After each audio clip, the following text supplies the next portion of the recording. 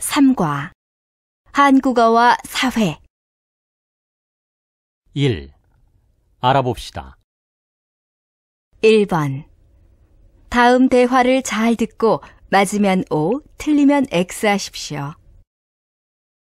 1. 요즘은 한국 시대극을 즐겨보신다죠? 네, 한국의 전통사회도 이해할 겸 언어의 변천에 대해서도 알아볼 겸 해서 요즘 시대극에 관심을 갖고 있어요. 2.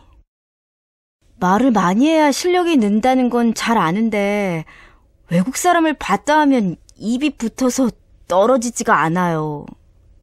그렇다고 자꾸 얘기를 안 해버릇하면 결국에는 끝까지 한국말을 잘할 수 없어요. 3. 이번에는 열심히 준비한 만큼 꼭 성적이 잘 나왔으면 좋겠어요. 열심히 준비했으니까 잘 되겠죠. 하지만 혹시라도 성적이 좀 나쁘게 나오더라도 실망하지 말고 지금처럼 열심히 노력하세요. 1. 알아봅시다. 1번 다음 대화를 잘 듣고 맞으면 O, 틀리면 X 하십시오. 1. 요즘은 한국 시대극을 즐겨보신다죠? 네, 한국의 전통사회도 이해할 겸 언어의 변천에 대해서도 알아볼 겸 해서 요즘 시대극에 관심을 갖고 있어요. 2. 말을 많이 해야 실력이 는다는 건 잘 아는데 외국 사람을 봤다 하면 입이 붙어서 떨어지지가 않아요. 그렇다고 자꾸 얘기를 안 해버릇하면 결국에는 끝까지 한국말을 잘할 수 없어요. 3. 이번에는 열심히 준비한 만큼 꼭 성적이 잘 나왔으면 좋겠어요. 열심히 준비했으니까 잘 되겠죠. 하지만 혹시라도 성적이 좀 나쁘게 나오더라도 실망하지 말고 지금처럼 열심히 노력하세요. 2번 다음은 자녀와의 대화에 관한 내용입니다. 잘 듣고 질문에 답하십시오. 요즘 애들은 도대체 왜 말을 그런 식으로 하는지 도통 모르겠어. 왜요? 무슨 일이 있으셨어요? 요즘 애들은 자기들끼리만 알 수 있는 말로 이야기를 해서 나 같은 사람은 아무리 들으려고 해도 무슨 말인지 알아들을 수가 없어.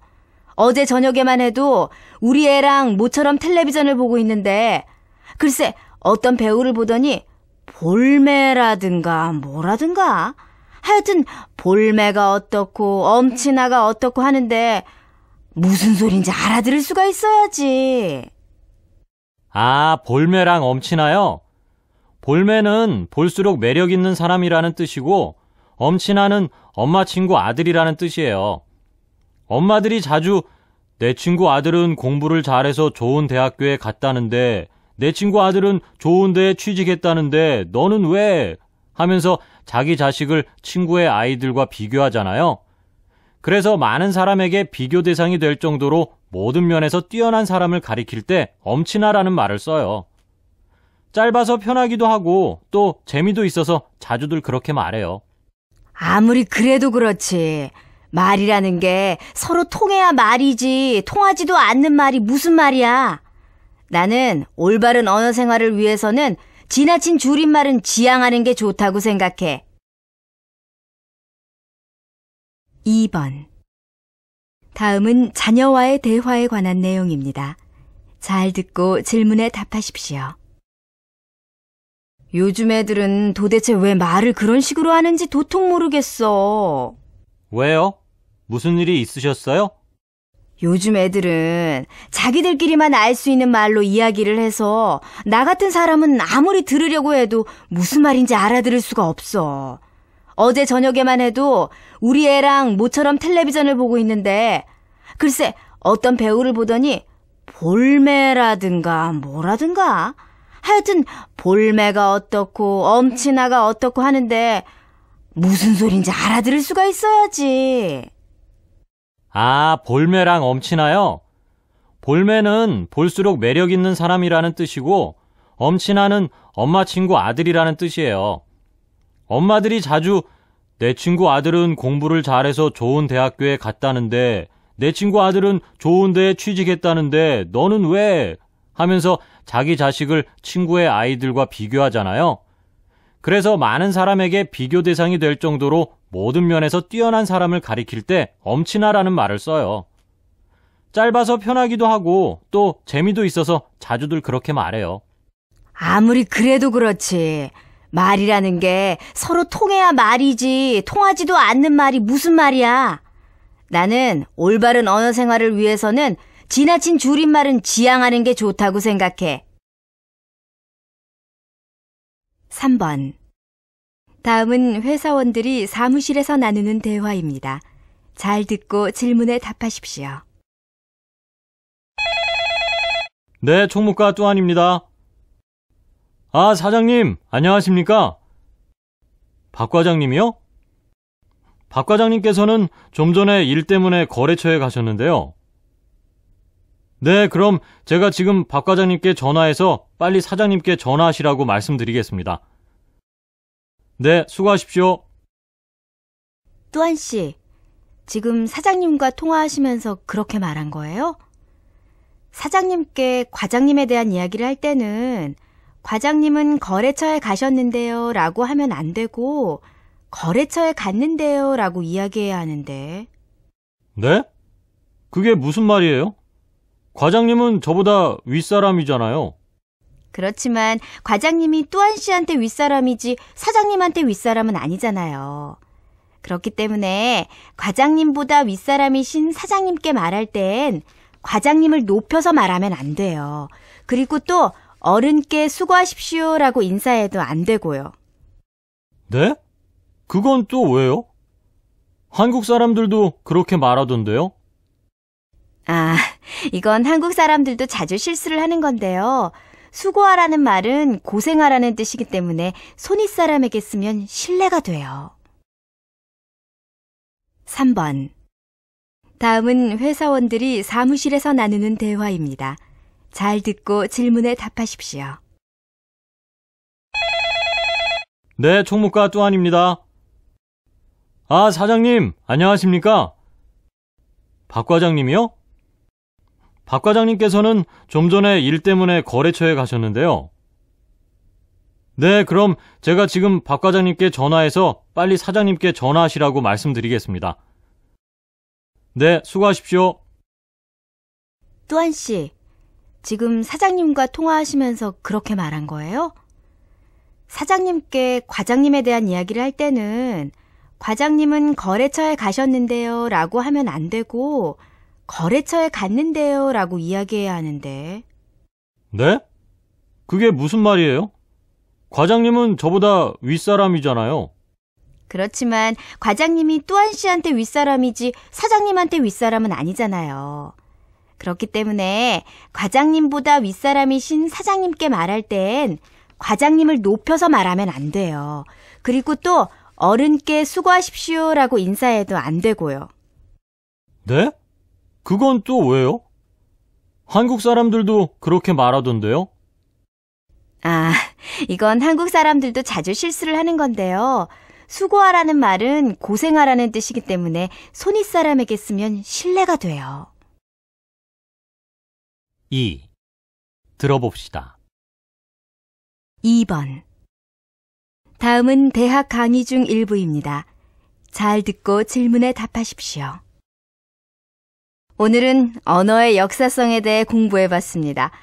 즉, 사람이 태어나서 성장하고 죽는 것과 마찬가지로 언어도 시간의 흐름에 따라 이와 같은 과정을 거친다는 것이었죠. 이러한 언어의 역사성이 발음과 어휘, 문법, 의미 등 언어를 구성하는 각 요소에서 어떻게 나타나는지에 대해서 알아보았는데 수업을 마치기 전에 수업 내용에 대해 질문이 있는 사람이 있나요? 교수님, 저 질문이 있는데요. 네, 말해보세요. 오늘 수업 시간에 들은 내용 가운데 어휘 부분 질문인데요. 예전에 비해 요즘 신조어들이 더 많이 생기는 것 같은데 그 이유가 뭔가요? 그리고 이렇게 신조어가 많이 만들어지는 것에 대해서 교수님께서는 어떻게 생각하시는지요? 요즘 신조어가 급격히 많아지는 원인으로는 제일 먼저 기술의 빠른 발전을 생각해 볼 수 있겠죠. 과학과 기술의 빠른 발전으로 인해 새로운 기술과 기기들이 등장하면서 그것을 표현할 단어가 생기는 겁니다. 없던 물건들이 많아지니까 그만큼 새로운 단어들도 많이 생기는 거죠. 둘째로 인터넷과 메신저 등과 같은 새로운 매체의 등장을 생각해 볼 수 있습니다. 사실 요즘은 예전 같으면 특정 집단 사이에서만 입에서 입으로 옮겨지면서 은어 비슷하게 쓰였을 법한 말들도 인터넷이라는 공간을 통해 활자화되고 대량으로 복사, 전파되면서 그 지위가 크게 높아지고 있습니다. 그러다 보니 이제는 뉴스나 신문 같은 곳에서도 그런 신조어들이 곧잘 등장하죠. 그리고 마지막으로 생각해 볼 수 있는 것은 젊은이들의 줄임말 사용입니다. 시간적 경제성을 중요시하는 젊은이들이 긴 표현들을 줄여서 이야기함으로써 또 다른 신조어가 생기는 것이지요. 이렇게 사회의 변화에 따라 신조어를 만들어내는 것은 어휘를 풍부하게 해준다는 장점이 있습니다. 그리고 또 언어의 역사성에 근거한 자연스러운 현상이기도 하고요. 그렇지만 이미 사용할 수 있는 고운 우리말이 있는데 굳이 억지스러운 말을 만들어내는 것은 별로 바람직하지 못하다고 봅니다. 뿐만 아니라 신조어의 무분별한 생산은 계층 간, 세대 간의 의사소통을 단절시킬 수도 있기 때문에 신조어를 만들고 또 그것을 사용하는 것에는 좀 더 신중해야 한다는 것이 제 생각입니다. 충분한 답변이 되었나요? 네, 감사합니다. 2. 들어봅시다. 2번. 다음은 대학 강의 중 일부입니다. 잘 듣고 질문에 답하십시오. 오늘은 언어의 역사성에 대해 공부해봤습니다. 즉, 사람이 태어나서 성장하고 죽는 것과 마찬가지로 언어도 시간의 흐름에 따라 이와 같은 과정을 거친다는 것이었죠.